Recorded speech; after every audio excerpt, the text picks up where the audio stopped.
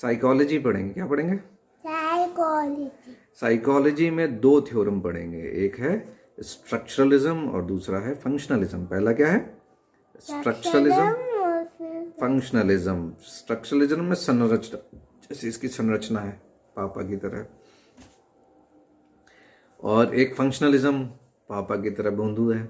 ठीक है, तो दोनों चीज़ें पढ़ेंगे, एक स्ट्रक्चरलिज्म और दूसरा फंक्शनलिज्म। यानी कि जो छात्र है यानी चाइल्ड है, उसके डेवलपमेंट में जो स्कूल स्थापित किए गए स्ट्रक्चरलिज्म के आधार पर उनको पहले पढ़ते हैं। विलियम वुंड्स थे, याद आ रहा नाम? ये क्या था? एक एक्सपेरिमेंटल साइकोलॉजी स्थापित का लेबोरेटरी स्थापित किए थे, और it was in Germany. Germany में ये साइकोलॉजी की लेबोरेटरीज, एक्सपेरिमेंटल साइकोलॉजी के जनक भी ये इसीलिए कहे जाते हैं। लिप्जी जगह थी।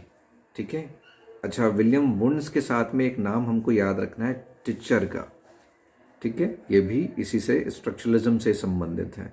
अच्छा, यहाँ पे 3 चीज़ें हमें याद रख लें स्ट्रक्चरलिज्म में। एक तो भाव है, संरचना है, और आपका एक और है प्रतिमा। ठीक है। अच्छा, जब भी यहाँ पर हम स्ट्रक्चरलिज्म की बात करते हैं तो छात्र को इम्पोर्टेंस नहीं दी जाएगी, इसको इम्पोर्टेंस दी जाएगी, टीचर को इम्पोर्टेंस दी जाएगी। ठीक है, इसको इम्पोर्टेंस नहीं दी जाएगी। किसको इम्पोर्टेंस दी जाएगी? छात्र, टीचर को दी जाएगी। ठीक है। अच्छा, जो टीचर होता है वो ध्यान देता है कि जो भी कराना है सब कुछ कैसा हो? साइंटिफिक हो। कैसा हो? साइंटिफिक। साइंटिफिक हो, सारा कुछ कैसा हो? एकदम साइंटिफिक हो। ठीक है। अब डिफिकल्टी लेवल बना दी जाती है। यहाँ पर क्या बनाई जाती है? डिफिकल्टी लेवल बनाई जाती है। पहले हल्का, फिर उससे कठिन, फिर बहुत कठिन, और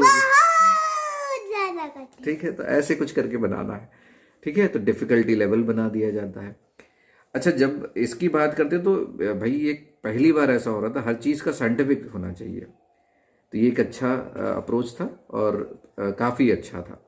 इसमें कुछ कमियां थी जिसकी वजह से विलियम जो जेम्स थे उन्होंने बहुत क्रिटिसाइज़ किया और फंक्शनलिज्म को प्रमोट किया।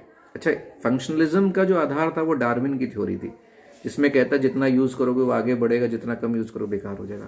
कुछ याद आ रहा होगा आपको? अच्छा, दूसरे जो नाम थे जॉन डीवी, और दूसरा एक और नाम था वो था रोनाल्ड एंजल। तो आपके नाम कितने हो गए? William James, Ronald Angel, John Dewey, और उसके बाद डार्विन। ठीक, तो ये फंक्शनलिज्म से संबंधित है। फंक्शनलिज्म में क्रियावाद है, प्रक्रियावाद है। तो इसमें हमको ये समझना है कि एक एनवायरनमेंट बनाना है।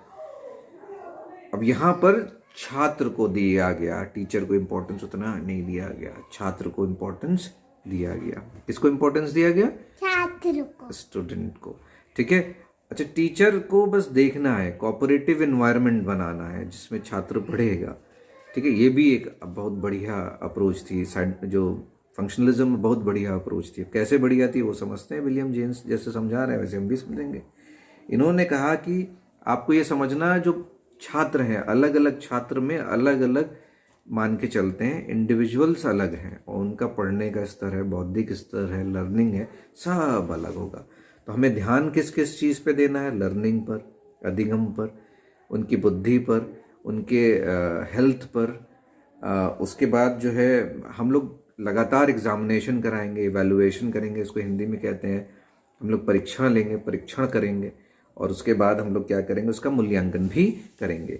और सबसे बड़ी बात जो यहाँ पर आती है, सबसे बड़ी बात, उन्होंने ये कहा कि ये जो है इसमें शरीर अच्छा तो मन अच्छा, मन अच्छा तो शरीर अच्छा, दोनों बातें उन्होंने कही। क्या कहा उन्होंने? शरीर अच्छा तो मन अच्छा, और मन अच्छा तो शरीर, दोनों पर ध्यान देना। यानी छात्र को इतनी सारी एक्टिविटी में एंगेज करना है कि वो बच्चे का स्वास्थ्य भी बने और दिमाग भी बढ़े। तो फंक्शनलिज्म आप समझे क्यों कहा गया? क्योंकि उन्होंने कहा कि करा के देखो बच्चे को। पढ़ा तो रहे हो, पढ़ाने के लिए करा के देखना है। क्या करना है? करा के देखना है। तो बस इसी वीडियो को अंत करते हैं। तब तक के लिए बाय बाय।